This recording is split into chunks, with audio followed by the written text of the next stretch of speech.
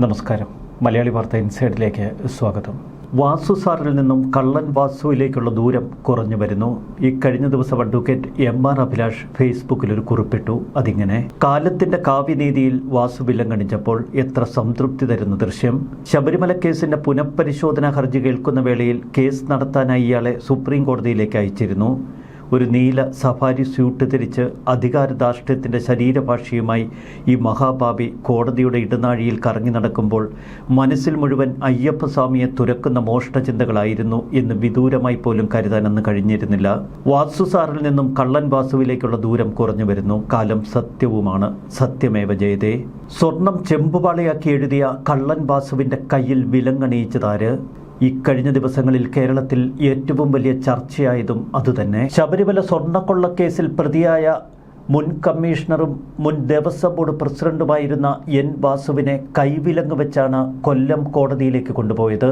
Air ക്യാമ്പിലെ police ഉദ്യോഗസ്ഥരാണ് Poojappura central ജയിലിൽ നിന്ന് വാസുവിനെ കൈവിലങ്ങണിയിച്ച് ആദ്യ തവണ കൊല്ലത്തെ വിജിലൻസ് കോടതിയിൽ ഹാജരാക്കിയത്. ഈ കൈവിലങ്ങ് കണ്ട് ഞെട്ടിത്തരിച്ചു നിൽക്കുകയാണ് കേരളത്തിൻ്റെ മുഖ്യമന്ത്രി പിണറായി വിജയൻ. പിണറായി വിജയൻ്റെ ഏറ്റവും അടുത്ത സുഹൃത്താണ് N വാസു. കഴിഞ്ഞ കുറേ കാലമായി പിണറായിയുടെ മനസ്സാക്ഷി സൂക്ഷിപ്പുകാരിൽ ഒരാൾ. കൈവിലങ്ങ് ഏതൊക്കെ പ്രതികൾക്ക് വയ്ക്കണമെന്ന് കൃത്യമായി നിയമം പ്രതിപാദിക്കുന്നു. അതൊന്നും വകവയ്ക്കാതെ N വാസുവിൻ്റെ കൈകളിൽ വിലങ്ങണിയിച്ചതാര്? ഇപ്പോഴിതാ ഇതൊരു നിയമവിരുദ്ധ നടപടിയാണ് എന്ന് ചൂണ്ടിക്കാട്ടി DGPക്ക് സ്പെഷ്യൽ ബ്രാഞ്ച് റിപ്പോർട്ട് നൽകി.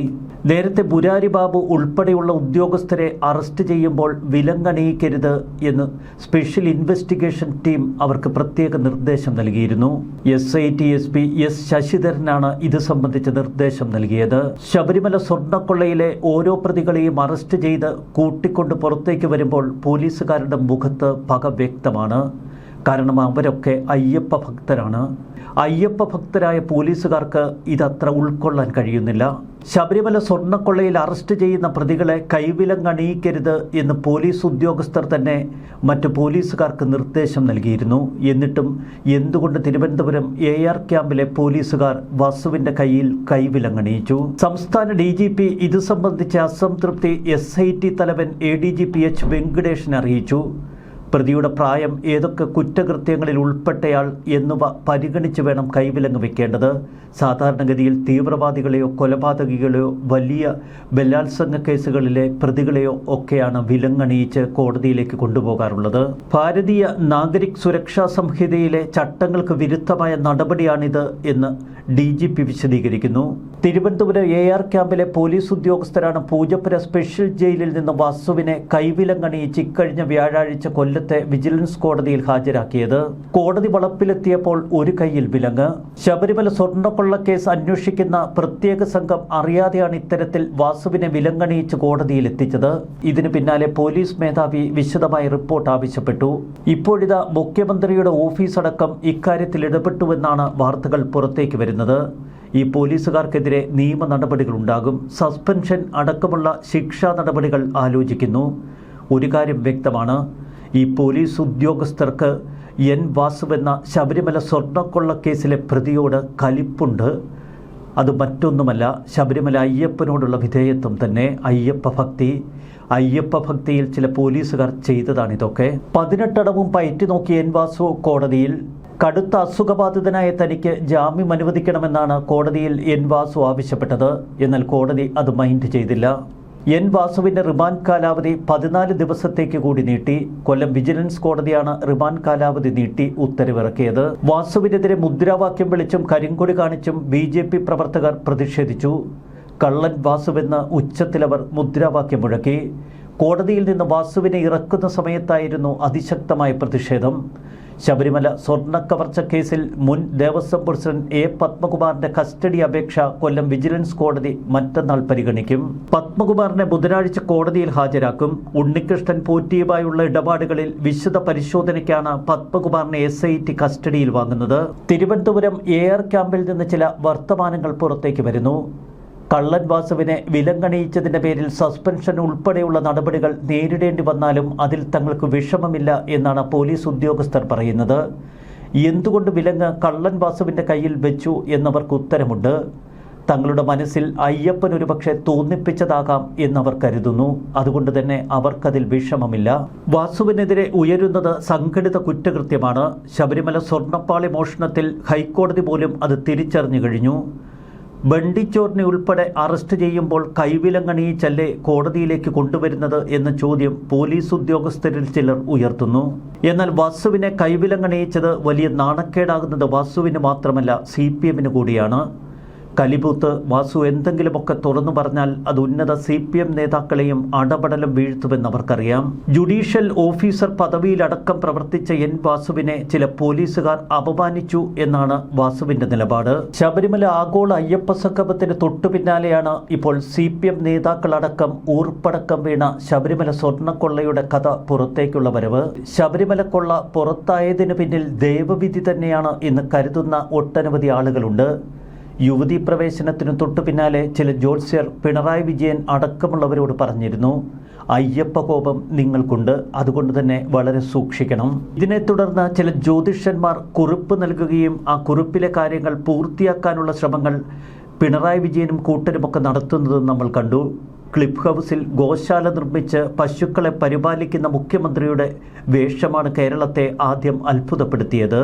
പിന്നീട് ക്ലിഫ് ഹൗസിലെ ഗോശാല വിപുലമാക്കുന്നതും കൂടുതൽ പശുക്കളെ ഗോശാലയിലേക്ക് കൊണ്ടുവരുന്നതുമൊക്കെ നമ്മൾ കണ്ടു. മുഖ്യമന്ത്രി പിണറായി വിജയന്റെ കുടുംബാംഗങ്ങളടക്കം അമ്പലങ്ങളിലേക്ക് പോകുന്ന ദൃശ്യങ്ങൾ കേരളത്തിന്റെ ചാനലുകൾ തന്നെ പിന്നീട് സംപ്രേക്ഷണം ചെയ്തു. ശബരിമലയിൽ ചെയ്ത തെറ്റുകൾക്ക് പാപപരിഹാരം തേടുകയായിരുന്നു മുഖ്യമന്ത്രി പിണറായി വിജയനും കൂട്ടരും. ഇത് തിരിച്ചറിഞ്ഞ് പത്മകുമാർ അടക്കം ഒട്ടനവധി പരിഹാര പ്രക്രിയകളിലേക്ക് കടന്നു.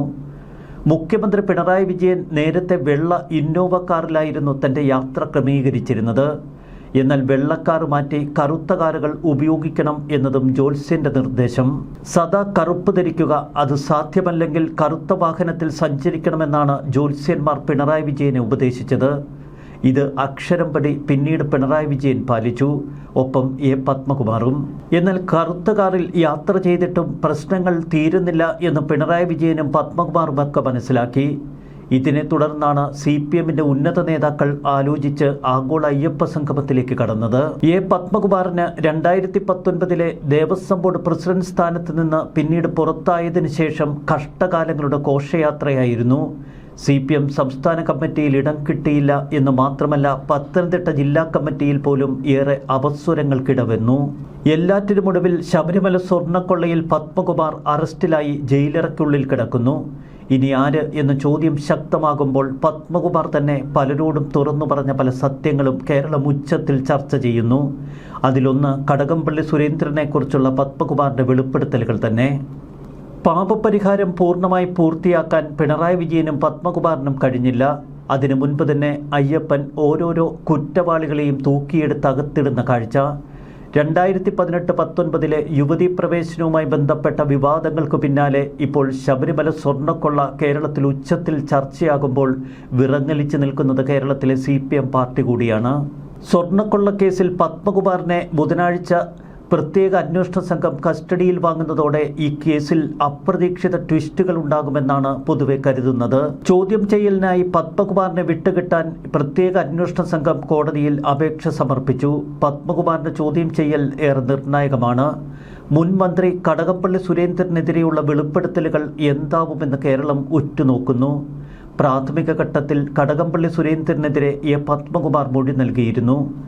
തനിക്കൊപ്പം തന്ത്രിയും മന്ത്രിയും ഈ കേസിൽ ഇടപെട്ടു എന്നാണ് പത്മകുമാർ ഏറ്റവും അടുപ്പമുള്ളവരോട് അറസ്റ്റിലാകുന്നതിന് തൊട്ടു മുൻപ് പറഞ്ഞത്. ശബരിമല സ്വർണ്ണക്കൊള്ള കേസിൽ ദേവസ്വം ബോർഡിന്റെ മുൻ പ്രസിഡന്റ് PS പ്രശാന്തിനെയും ചോദ്യം ചെയ്യുമെന്ന് അന്വേഷണ സംഘം സൂചിപ്പിക്കുന്നു.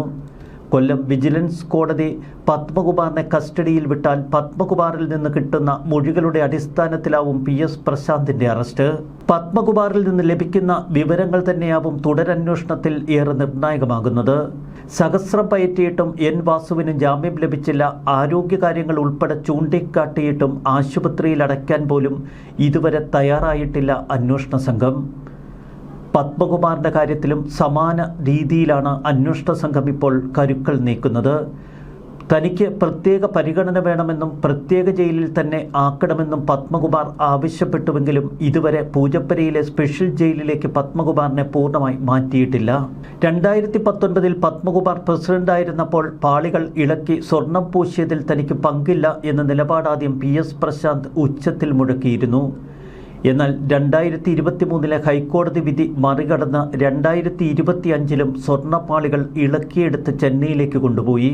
2025 സെപ്റ്റംബർ 7 പൂജകൾ തീർത്ത് രാത്രി നടയടച്ചതിന് ശേഷം ഉണ്ണികൃഷ്ണൻ പോറ്റിവശം ചെന്നൈ സ്മാർട്ട് ക്രിയേഷൻസിലേക്ക് എന്തിനാണ് സ്വർണ്ണപ്പാളികൾ വീണ്ടും കൊടുത്തുവിട്ടത് എന്ന് ഹൈക്കോടതിയുടെ ചോദ്യം. ഹൈക്കോടതി വിധിയെക്കുറിച്ച് തനിക്ക് അറിയില്ലായിരുന്നുവെന്നാണ് വിചിത്ര മറുപടി പ്രശാന്ത് നൽകിയിരിക്കുന്നത്. എന്നാൽ ഇത് ഹൈക്കോടതിക്ക് സ്വീകാര്യമല്ല, പ്രത്യേക അന്വേഷണ സംഘത്തിനും സ്വീകാര്യമല്ല.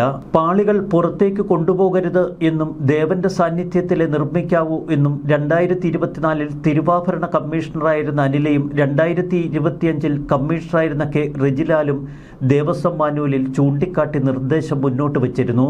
എന്നാൽ റെജിലാലിൻ്റെ നോട്ട് തിരുത്തിയാണ് പോറ്റിവശം പാളികൾ ചെന്നൈക്ക് കൊടുത്തുവിട്ടത്. 38 കിലോയുള്ള 14 ദ്വാരപാലക ശില്പ പാളികളായി 2019 397 ഗ്രാം സ്വർണം പൂശിയിരുന്നു എന്ന് എങ്ങനെ മനസ്സിലാക്കുമെന്നാണ് ഇപ്പോൾ അന്വേഷണ സംഘം ചോദിക്കുന്നത്. അതുകൊണ്ട് തന്നെ 2019 സ്വർണ്ണപ്പാളികൾ തിരികെ എത്തിക്കുമ്പോൾ എത്ര സ്വർണം പാളികളിൽ ഉണ്ടായിരുന്നു എന്നതിന് ഉത്തരം പ്രശാന്ത് തന്നെ പറയേണ്ടി വരും. 40 വർഷം ഗ്യാരണ്ടിയുള്ള ക്ലിയർ കോട്ടടിച്ച ശില്പപാളികൾ ഇത്തരത്തിൽ നിറം പങ്കണമെങ്കിൽ അതിൽ സ്വർണം പേരിനെ ഉണ്ടായിരുന്നുള്ളൂ എന്നും സംശയിക്കേണ്ടിയിരിക്കുന്നു.